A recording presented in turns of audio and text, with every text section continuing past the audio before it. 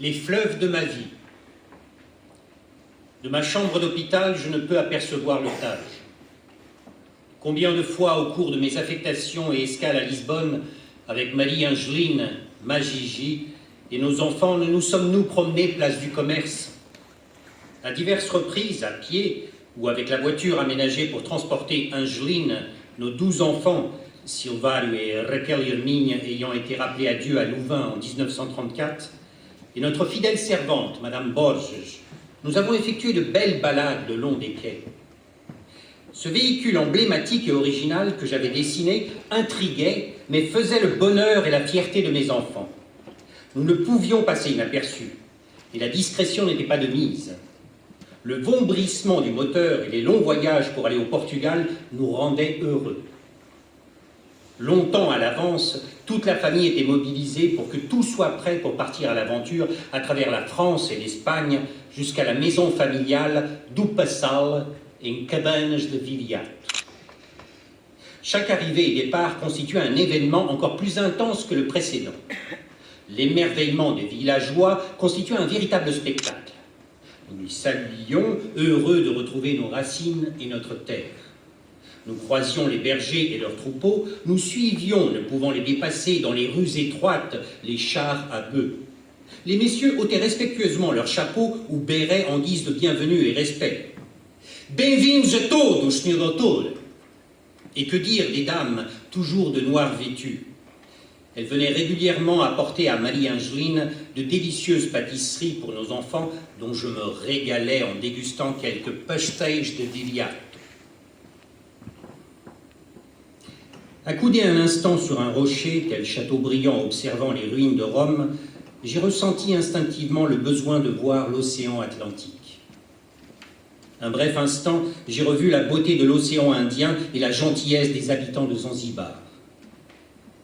J'ai humé l'air du grand large, j'ai scruté l'horizon, cette frontière virtuelle au-delà de laquelle j'imaginais des milliers de personnes à qui j'avais donné ma signature sur un document officiel, parfois sur un bout de papier, et apposé un simple tampon, et qui avaient pu échapper à la mort. Je sentis, malgré la chaleur de l'après-midi, un frisson envahir mon corps. J'imaginais des milliers de visages d'enfants, de femmes et d'hommes qui me souriaient et me faisaient un petit signe de la main en guise d'au revoir, ou d'adieu, ou de remerciement. C'était indéfinissable, mais pour moi l'important était qu'ils n'iraient pas vers la barbarie des chambres à gaz, vers la mort, non. Ils naviguaient vers la vie. Ainsi je les imaginais commençant de nouvelles vies, en liberté et avec l'espoir d'un monde meilleur. Je me souviens, pendant un bref instant, éreinté, je me suis assoupi et j'ai rêvé. J'ai rêvé que j'étais un oiseau. Je voyais des étendues immenses d'eau cristalline où se reflétait le ciel bleu. Mais le rêve a fait part au cauchemar. J'ai vu alors à côté de moi des hommes qui, des terres arides, cherchaient de l'eau. Ils étaient pieds nus, squelettiques, portaient des habits rayés, tels des pyjamas. Des barbelés entouraient la terre battue. Des hommes et des chiens les surveillaient.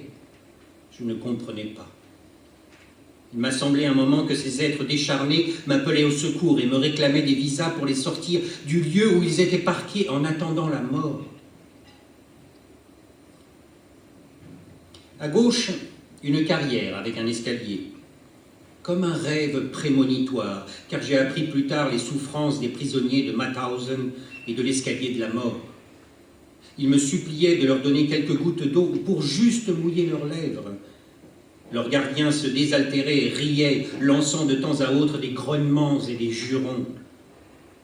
Puis, soudain, cet escalier était devenu l'escalier du consulat de Bordeaux et l'escalier du consulat de Bayonne, rue du Pilori. Des êtres apeurés formant une file sans fin attendaient, mais dans mon cauchemar, je ne savais pas les raisons de cette situation.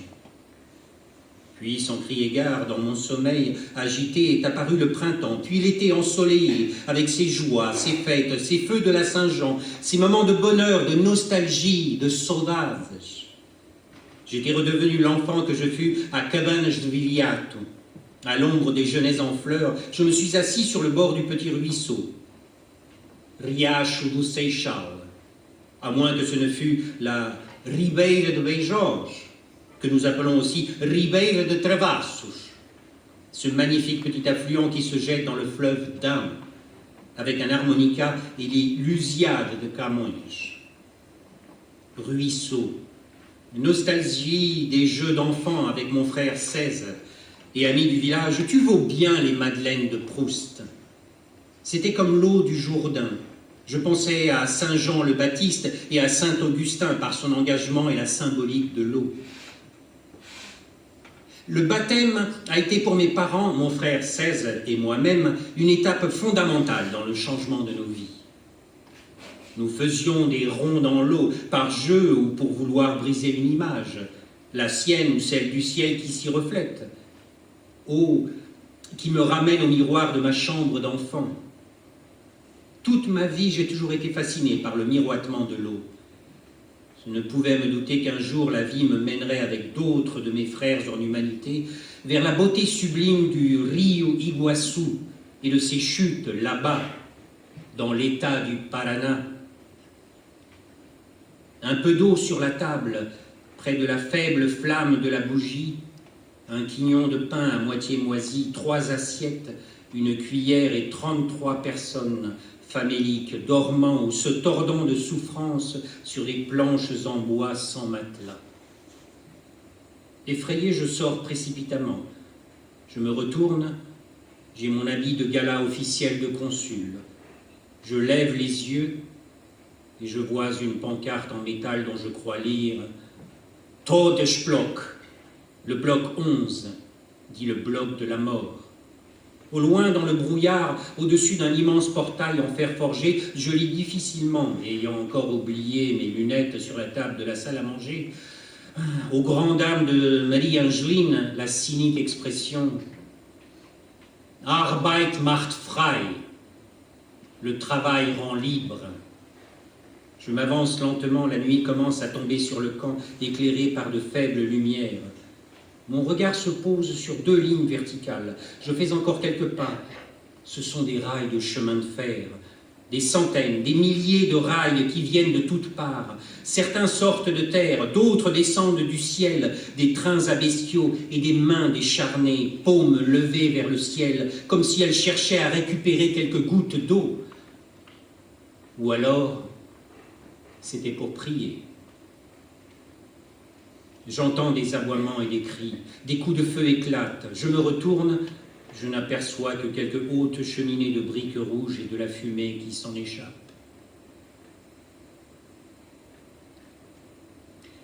Parfois, en longeant ce filet d'eau claire, je me revois enfant. Aujourd'hui, le temps continue de passer. Mais passe-t-il vraiment ? En été, très peu d'eau coule entre les galets, mais l'eau y est toujours fraîche et cristalline.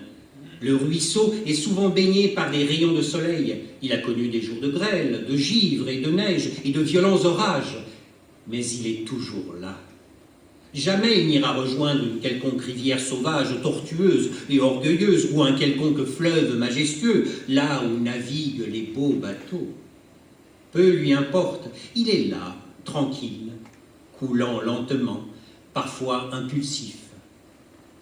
Si sous le pont Mirabeau coule la Seine, comme l'écrit Apollinaire, lui, il coule juste sous un petit pont, sans nom.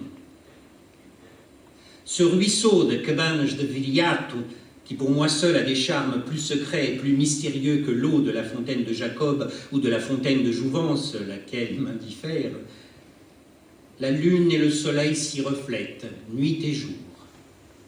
Je l'entends, je le sens, je le vois, je le touche, je bois son eau.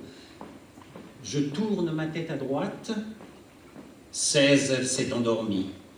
Son chapeau de paille sur les yeux et le livre de Almeida Garrett, Viagens na minha terra, ouvert et posé sur sa poitrine. À l'ombre des genêts en fleurs, je me suis endormi. J'ai rêvé que j'étais un oiseau et que je fendais l'air entre ciel et terre. Je me suis posé sur un énorme rocher en granit, le plus haut, le plus près du ciel, je crois. Celui que l'intensité du soleil rendait plus brillant, mais qui m'aveuglait. Était-ce a Serra do Caramulo, a Serra da Estrela, le Sinaï, le mont des Oliviers? De ma position, je croyais apercevoir des pierres brutes, aussi belles les unes que les autres, mais inertes en apparence. Le silence régnait. J'étais libre, j'humais les fragrances du romarin et du thym, alors qu'à l'horizon, le feu continuait à brûler les pins, les chênes, les humains. Il n'y avait pas d'eau. Les hommes étaient dispersés et désespérés. Je me souviens, enfant, d'avoir passé de longues nuits avec César sur le balcon de Casa do Passau à observer les étoiles. Alors que nous étions, César et moi, étudiants à la faculté de droit de Coimbra, il nous arrivait lors des longues veillées d'hiver de réciter des poèmes, et notamment un que toute la famille appréciait, celui du poète brésilien Gonçalves Dias, intitulé « Chanson de l'exil », que notre ciel avait plus d'étoiles que n'importe quel autre. Parfois, en regardant la voûte étoilée, durant mes différentes affectations, j'y repensais. Oui, il y a d'autres étoiles que les étoiles visibles.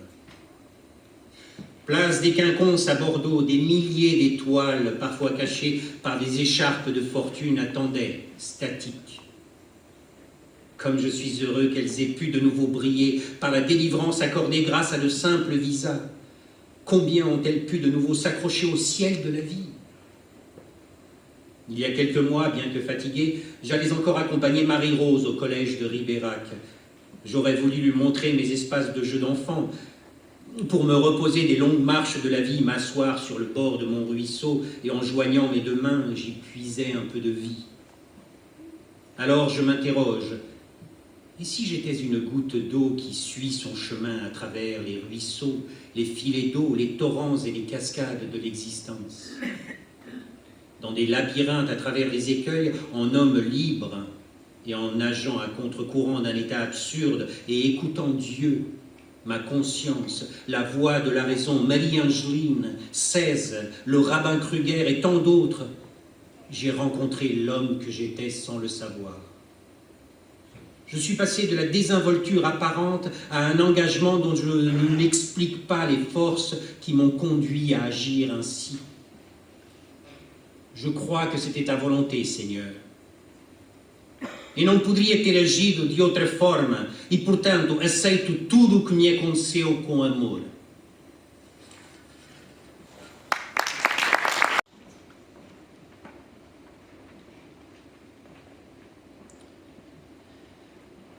Quando era estudante na Faculdade de Direito de Coimbra, com meu irmão César, sentia nos corredores, nas repúblicas e nas ruas estreitas que levam a Sé, as almas poetas de João Batista da Silva Leitão de Almeida Garete ou de João de Deus. Poucos anos depois de ser licenciado, fui nomeado cônsul-geral em Curitiba. Tinha 33 anos, a idade do Cristo. Dia 6 de agosto de 1918, com Maria Angelina e as 6 crianças, embarcamos para o Rio de Janeiro, ao bordo do Itape, para Paranaguá e depois Curitiba. Dia 12 de agosto, fui nomeado cônsul de primeira classe. Em abril de 1919, regressei para o Rio de Janeiro para me encontrar com meu irmão César, recém-nomeado na Embaixada de Portugal. Mas tinha as saudades da minha terra de Cabanás de Viriato. De Curitiba a Porto Alegre, lembre-me muitas vezes do magnífico poema de Antônio Gonçalves Dias, A Canção do Exílio, nos seus primeiros cantos. A Canção do Exílio foi sempre para mim a expressão da minha profunda saudade, da triste solidão, longe da minha terra natal, do meu romantismo e do lirismo dos meus versos. Da Serra do Mar do Rio Iguaçu, pensava nos meus montes Hermínios, na minha Serra da Estrela. Então, o meu Portugal também tem palmeiras. Minha terra tem palmeiras, onde canta o sabiá. As aves que aqui gorjeiam, não gorjeiam como lá. Nosso céu tem mais estrelas, nossas vazeias têm mais flores, nossos bosques têm mais vida, nossa vida mais amores. Em cismar, sozinho à noite, mais prazer encontrei lá. Minha terra tem palmeiras, onde canta o sabiá. Não permita, Deus, que eu morra, sem que eu volte para lá, sem que desfrute os primores. Pourtant, après bien des péripéties et après avoir occupé un poste à San Francisco puis une mission à Boston, je suis en 1924 de nouveau nommé au Brésil. Avec ma famille, nous avons débarqué à San Luis do Maranhão, où, durant quelques mois, j'ai géré le consulat. Nous sommes ensuite partis pour Porto Alegre, où nous posons les valises pour passer Noël. 13 mois plus tard, je suis rappelé au Portugal, puis l'Espagne, la Belgique, la France, et de retour au Portugal où j'avais rendez-vous avec ma disgrâce, mon destin. Dans l'amour que je porte à Maria Angelina, je lui ai déclamé parfois le poème de Ricardo Reis. Viens t'asseoir avec moi, Lydia, au bord du fleuve. Regardons calmement son cours et apprenons que la vie passe et que nous ne nous donnons pas la main. Donnons-nous la main. Ensuite, nous pensons, enfants adultes, que la vie passe, ne laisse pas de traces et ne revient jamais, s'en allant vers une mer lointaine, tout près du destin, plus loin que les dieux. Le temps m'a laissé des souvenirs étanches au temps. Le reflet de ma vie et ses multiples facettes continuera à me pousser vers mon destin inachevé, alors proche des dieux. Dans Artiste, il y a beauté de l'art. André, tes chants, que tu accompagnes merveilleusement de ton piano, résonnent encore. Ils apaisent ma tête et mon cœur. Ces instants emplis de bonheur si intense. Je riais aux éclats en tentant, en vain, de doubler ta voix de la mienne. Toi, libre, fantasque, déconcertante et ô combien talentueuse. Ta maîtrise si subjugante me laissait entrevoir tes années de conservatoire de Bordeaux. J'aimais tout en toi. Ton sourire, ta douceur, ton originalité, ce décalage avec le monde, et ton innocence, ton insouciance, ces tenues colorées qui ravivaient ton exubérance. Marie-Rose personnifiera notre amour le 19 novembre 1940, ici même à Lisbonne, tout près de l'hôpital où je me mets ce soir. Ce soir, tu es là, à mes côtés. Donne-moi ta main. L'art synonyme de tout ce que j'aime, vie, littérature, musique. Je quittais le Portugal muni de quelques ouvrages, dont certains français. Marcel Proust, dans Le Temps retrouvé, écrivait « La vraie vie, la vie enfin découverte et éclaircie, la seule vie par conséquent réellement vécue, c'est la littérature. » Après mon départ de Bordeaux, la délivrance de visa se poursuivit, mais plus contrôlée. Ainsi, Antoine de Saint-Exupéry put séjourner au Portugal en décembre 1940, avant de rejoindre les États-Unis. Dans Lettre à un otage, en 1942, il confiait « Lisbonne m'est apparue comme une sorte de paradis clair et triste. » Il disait « Ce Portugal dressant, faute de canon, ces sentinelles de pierre, les poètes, les explorateurs, les conquistadors. J'ai voyagé autour de ma chambre comme Xavier de Maistre, et j'ai attendu comme Giovanni Drogo, à Bordeaux comme à Cabanas Viriato. Daignez m'accompagner dans mon voyage, nous marcherons à petite journée. Dans la réalité de ma vie et de mon imaginaire, je suis comme Xavier de Maistre, enfermé dans une chambre, dans la citadelle de Turin après un duel. Antonio G. Oliveira Salazar et moi avons croisé le fer à armes inégales. Il a bien sûr triché.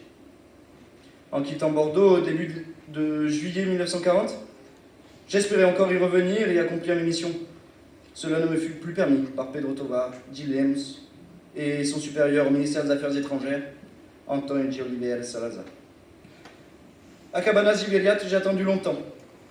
Prisonnier malgré moi, errant entre marches et déplacements à Lisbonne pour rencontrer mon ami et avocat Adelina Hermiter da Palma Carlos. La bonté légendaire de la dictature me permettait parfois, ces dernières années, de visiter ma fille Marie-Rose et ma douce André Riverac. Mais dans cette chambre d'hôpital à Lisbonne, je ne me meurs pas seul. André est à mes côtés et je sens la présence de Marie Angelina. Ce monde devient étrange, irréel. Les êtres s'y déplacent au gré de leur existence et attendent la liberté dans l'inconnu. J'ai entendu qu'un film, Casablanca, était sorti en 1942. Mes moyens ne me permettaient pas d'aller au cinéma, hélas. Mon quotidien consistait à subvenir aux besoins de ma famille, ici au Portugal. André, expulsé par la police politique, vivait entre Bergerac, Bordeaux et Ribérac, en charge de Marie-Rose, alors âgée de 2 ans. Je ne me souviens pas d'avoir accordé des visas à Madeleine de Beauchilde, Madeleine Lebeau, et à son époux Israël Moshe Beauchilde, Martial Diallo. Réfugiés à Bordeaux, ils purent rejoindre Lisbonne, puis d'autres rives. Nous délivrions à Bordeaux tant de visas que nous n'avions parfois même plus le temps de les inscrire sur les registres consulaires. De Colette Renard à Elvira Popescu, de Benedetti à Paul Claudel et sa famille, combien de visages célèbres et combien de simples malheureux ont pu fuir. Dans la détresse, tous étaient égaux. Le visa de transit numéro 1436 du 14 juin 1940 fut délivré à Robert Montgomery, recherché par le Gestapo. Hébergé par Maria Angeline et moi au 14 quai Louis XVIII, il put gagner Lisbonne puis New York. Witold Malkuzinski, pianiste exceptionnel, fuit la France en 1940 après obtention d'un visa de transit. Pierre Lazareff embarqua pour les États-Unis puis l'Angleterre en 1940. Simone Lazareff, visa 2548, et Roger Boris Lazareff purent également rejoindre les États-Unis en passant par Lisbonne. Je me souviens enfin de Georges Torres, beau-fils de Léon Blum, dont j'ai fatalement appris qu'il fut tué au combat en octobre 1940. La lettre du 18 juin 1938 de Aristides Sousa Mendes, consul général à Anvers, à destination de Antonio de Oliveira Salazar, président du ministère et ministre des Affaires étrangères. Ce courrier, je le lui ai transmis avant ma prise de poste à Bordeaux.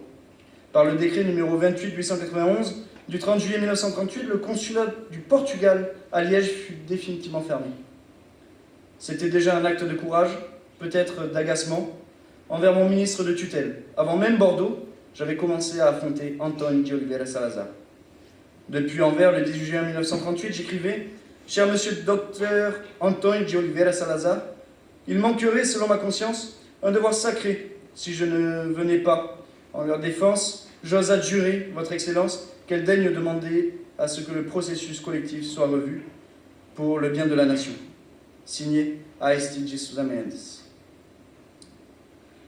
J'ai reçu de mon ami monsieur le rabbin Chaim Kruger un courrier. De retour de ma promenade jusqu'à La Serre, avec 3 de mes enfants, Maria Angelina me sourit et étendit une lettre en provenance de France. Je montai l'escalier central de la Casa do Passao, m'isolai sur le balcon et j'ouvris l'enveloppe. New York, Brooklyn 8, 5 juillet 1947. Monsieur l'ancien consul général, cher ami, je veux redire ma gratitude pour ma famille et pour les milliers de vies sauvées durant l'été 1940. Nous fuyions, épuisés, terrifiés par l'incertitude à Bordeaux, la foule des réfugiés campés sans abri, sans nourriture, sans espoir. Vous êtes apparu comme une lumière dans la nuit, place des Quinconces, vous m'avez invité, moi, rabbin, et toute ma famille, à trouver un refuge chez vous. Mais j'ai compris que la seule manière véritablement de nous aider était de fournir les visas nécessaires avant que l'étau nazi ne se resserre. Je me souviens de vos paroles. Si des milliers de juifs souffrent à cause d'un chrétien, comprenez Hitler, un autre chrétien peut certainement souffrir pour un si grand nombre de juifs. Vous avez délivré des visas, désobéi à des directives explicites, travaillé sans relâche. Ces visas étaient plus qu'un document. Ils étaient un passeport pour la vie. Vous avez prouvé que la vraie grandeur réside dans le courage moral et vous avez incarné. Celui qui sauve une vie sauve l'humanité tout entière. Que Dieu vous bénisse, vous et votre famille. Respectueusement, votre ami, Rabbin Chaim Kruger. Après la lecture, je demeurai longtemps silencieux, le regard vers la Serre d'Eistrel. Maria Angeline me demanda si elle pouvait lire la lettre. Je vis ses lèvres bouger, ses yeux s'emplirent de larmes, puis nous n'en parlons plus. Le devoir de conscience, j'ai le sentiment de ne pas avoir pu faire ni donner davantage. Je ne voulais pas être de cette folie collective ni du côté des lâches. Je me suis donné une loi simple. Un être humain doit vivre debout. Les résistants français et les opposants au Troisième Reich furent remarquables. Jean Moulin, le groupe Manoukian, Boksov, Reimann, Pierre Brossolette et tant d'autres, connus et héros de l'ombre. Je ne sais si je fus un héros, j'ai été un homme parmi ses semblables, au moment où des combattants de la liberté, de l'égalité et de la fraternité était désespérément seul. Ai-je désobéi ou ai-je obéi? J'ai désobéi à l'absence de raison, à l'injustice, et j'ai obéi à la voix de ma conscience. Tiens, j'entendais pas dans le couloir. On frappe, André va ouvrir. J'entrouvre les yeux, c'est César. Il entre doucement, me tapote la main droite et me sourit. Voilà 3 jours et 3 nuits que je ne dors presque pas, je reste seul. Je pense à Maria Angéline, aux enfants, à mes parents, aux hommes et à Dieu. Je me sens devenir un autre, je me transforme. Je tire les rideaux, j'habite l'obscurité du monde, depuis l'intérieur de la terre, de moi. J'ouvre la Bible familiale au prologue de Jean. Au commencement était le Verbe, en lui était la vie, et la vie était la lumière des hommes, et la lumière luit dans les ténèbres, et les ténèbres ne l'ont point reçu. Comme dans le mythe d'Orphée, je choisis de remonter du fond des ténèbres pour affronter. Ma décision est prise, irrévocable. Je m'abandonne à mon destin, à mon fade. Je suis responsable de dizaines de milliers de personnes, une signature, une simple signature. Je fais mien le principe de désobéissance absolue. Je sortirai de ma chambre et, dans ce commencement, d'un autre commencement, j'accorderai autant de visas que ma force le permettra avec mon fils, avec le rabbin Kruger et sa famille et la mienne. Je me raccroche à l'idée que, dans la confrontation, la lumière l'emporte toujours. Seigneur, ne m'abandonne pas. Maria Angéline, je pense à cette prière de Sainte Thérèse de l'Enfant Jésus. J'ai senti la charité entrer dans mon cœur, le besoin de m'oublier pour faire plaisir, et depuis lors, je suis heureuse. Surtout ne pas rester dans l'expectative de jours meilleurs, au risque de déshonorer ma dignité d'homme, celle de ma famille et de mon nom, et l'honneur de mon pays. Maria Angéline, la tolérance est-elle encore de ce monde au milieu de cette nuit? Si Antonio de Oliveira Salazar, le comte Lemus et tant d'autres ont pensé que j'avais perdu la raison, je sais, moi, que j'avais trouvé le chemin de l'amour. Alors oui, en ne pensant pas comme eux, j'ai agi autrement. J'ai aidé des milliers de mes semblables à trouver d'autres chemins vers la liberté, vers la vie. Comme Muriel da Costa et Baruch Espinosa, j'ai été mis à l'écart, comme frappé de Hélène. Pourtant, ils demeurèrent libres.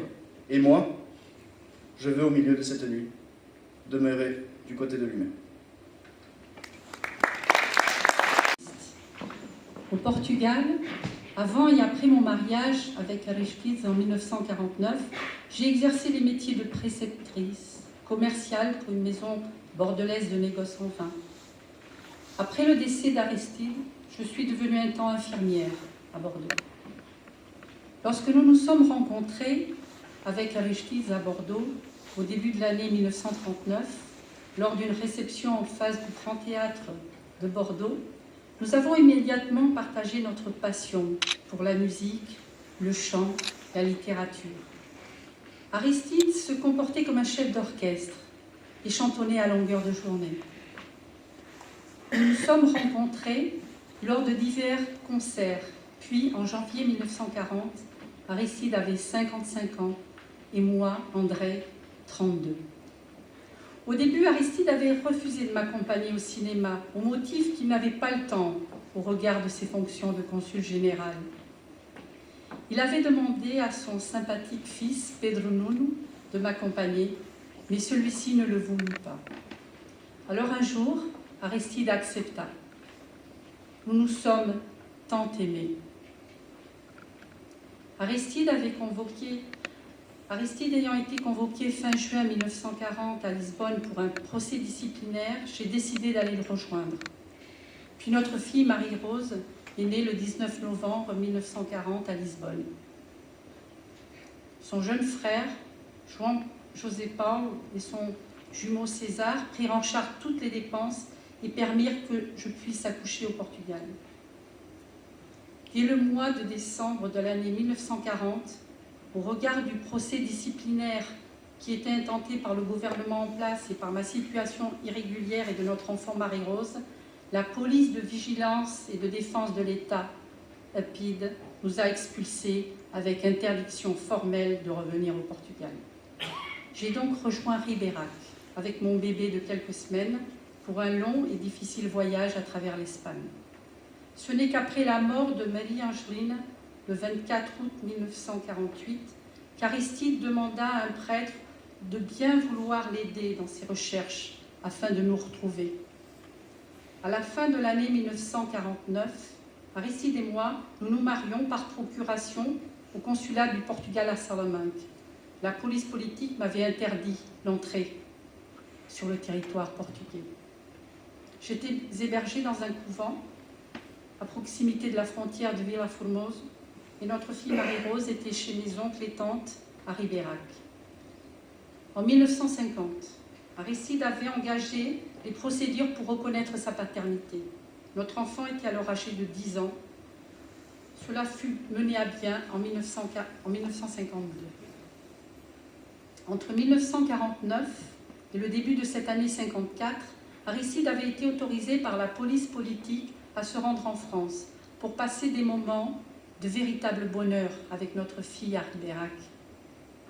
En février 1954, Aristide prit à Ribérac le train pour Angoulême, d'où il devait prendre une correspondance pour Bordeaux et de là rentrer au Portugal via Hendaye et Vila Formosa.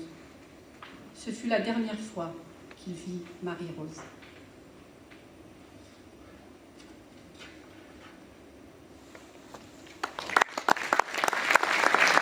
De réfugiés provenant de Bayonne et Bordeaux, Belges et Polonais, certains partent pour Porto et Lisbonne pour regagner l'Amérique. Nous faisons l'école aux enfants. Le salon est devenu une vraie salle de classe. Sache que les rosiers que tu as plantés à l'entrée de la maison du Passau, avant notre départ pour Anvers, sont magnifiques. Tu vas adorer leurs couleurs et leurs parfums. Hier, les enfants ont revu le film Le Spoons de Marcel Pagnol. Ce fut un grand moment de bonheur. Et toi, qui aimes tant le jeu d'acteur de Fernandel et qui l'imitais à merveille, les enfants riaient tellement. Tu trouvais plaisir à les faire rire en prononçant le Spoons. Peu de temps après notre venue à Bordeaux, en 1938, en octobre je crois, nous sommes allés tous les deux au cinéma Apollo pour voir le nouveau film de monsieur Marcel Pagnol. Nous avons tant ri.